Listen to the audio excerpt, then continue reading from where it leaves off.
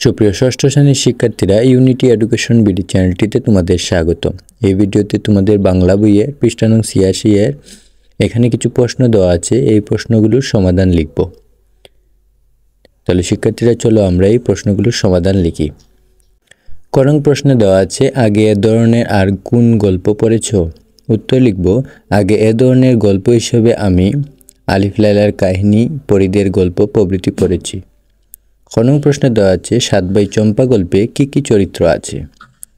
উত্তর লিখব, সাত ভাই চম্পা গল্পে চরিত্রগুলো হলো রাজা ও সাত রানী, রাজপুত্র ও রাজকন্যা, কথা বলা চাপা ও পারুল ফুল, মালি এবং দলগত আরও অনেকে।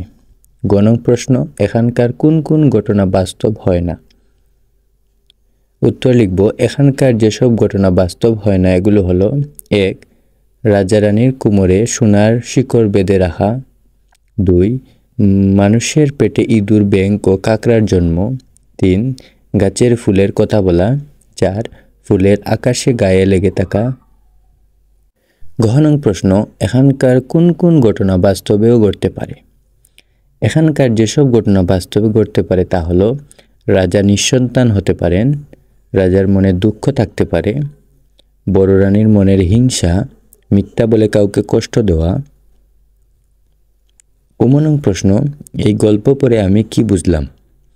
এর উত্তর লিখব, এই গল্প পড়ে বুঝলাম হিংসা কখনো ভালো পরিণতি ডেকে আনে না, হিংসা পতন অনিবার্য। তাহলে শিক্ষার্থীরা, এই ছিল তোমাদের ষষ্ঠ শ্রেণীর বাংলা বইয়ের পৃষ্ঠা নং ৮৬ এর প্রশ্নগুলোর সমাধান। ভিডিওটি ভালো লাগলে অবশ্যই চ্যানেলটি সাবস্ক্রাইব করতে ভুলবে না।